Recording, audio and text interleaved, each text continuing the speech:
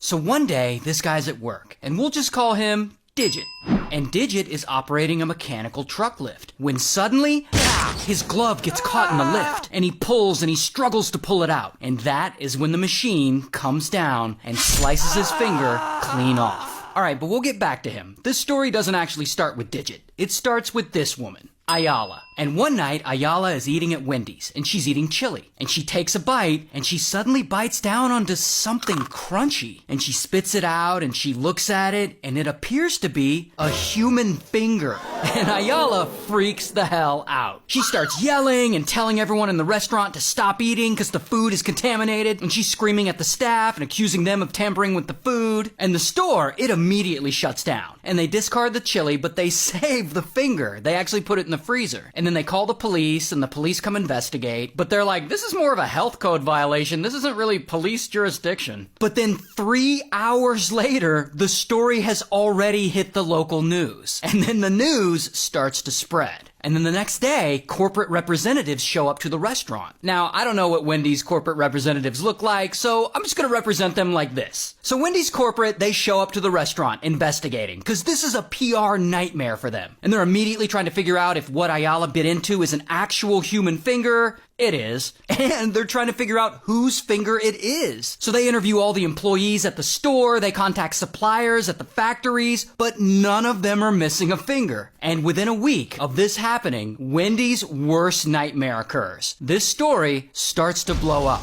It's all over the news, late night talk show hosts are making jokes about it, Ayala gets invited onto Good Morning America to talk about what happened, and she eventually goes and she gets a lawyer, and she files a lawsuit against Wendy's, because she's about to catch a big paycheck from this. Meanwhile, Wendy's is still trying to get to the bottom of this. They hire a forensics expert to test whether or not the finger was cooked with the chili or if it was added after the fact, and they determine it was added after the fact. They also find that there's actually no trace of Ayala's saliva on the finger, meaning she never bit into it. She lied. So Wendy's has all this information, and they're like, this has got to be a hoax. So they contact the police with this new evidence. And then finally, police get involved, and they start investigating. And to assist this investigation, Wendy's sets up a free hotline and offers a $50,000 reward for any information leading to the actual owner of the finger. And sure enough, people start calling in, giving them information. And within a week, they get over 300 calls, with people making all kinds of wild claims. But one of those callers claims that they had done business with Ayala before, and that she was involved in some kind of real estate fraud years ago. So police hear this, and they really start digging into Ayala's past. Now, during all this, Ayala's still out there doing the media interviews, just enjoying the publicity, soaking up the attention. But slowly, after a honeymoon period in the spotlight, rumors about her start to surface. Like that all the evidence isn't really lining up with her story, and that she has a history of filing lawsuits against big companies. In fact, it comes out that she had filed 13 different lawsuits in the past, against Goodyear Tires and El Pollo Loco and against General Motors. And then little by little, the media starts to turn on her, questioning her story. And this gets stressful for Ayala, because almost 2 weeks later, bam, she suddenly drops her lawsuit, saying the pressure of being in the public spotlight is just too much for her, and she immediately stops doing all these interviews. But by this time, Wendy's has had so much bad press from this, and sales are starting to slip, and they're losing revenue because people think there's gonna be fingers in their food. In fact, at this point, Wendy claims they're losing over $1 million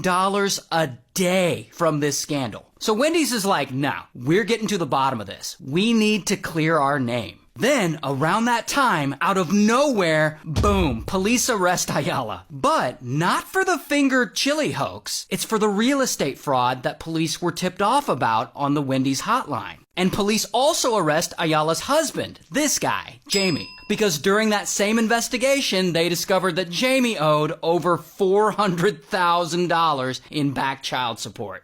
Damn. And of course, Wendy's is super happy about this, but they still need to figure out whose finger was in the chili so that they can clear their name, and so that people will start eating at Wendy's again. So they go and they increase that $50,000 reward to $100,000. And that is where someone finally calls in with a lead. This guy, Mike. Now, Mike owns an asphalt business, and one day he calls into the hotline and tells them a story about how a while back one of his employees had lost a finger. It had gotten caught in a truck lift and it was severed off. That employee is Digit. And about a month after he lost his finger, Digit brought that severed finger to work to show it off to the other employees. Like, hey, look at my finger. And one of the other employees who worked there at the time was Jamie, Ayala's husband. So Jamie offers to buy Digit's severed finger from him for like $100. I'm not making that up. And Digit agrees. And then Jamie and Ayala, of course, then use this finger to pull off the Wendy's finger chili scam. So police don't have to arrest Jamie and Ayala because they'd already been arrested, but here's her mugshot, and here's his. And they charge them with felony attempted grand larceny, and she ends up pleading guilty, and she gets sentenced to 9 years in prison, while Jamie must have been the mastermind because he was sentenced to 12 years in prison. And they're both ordered to pay $21.2 million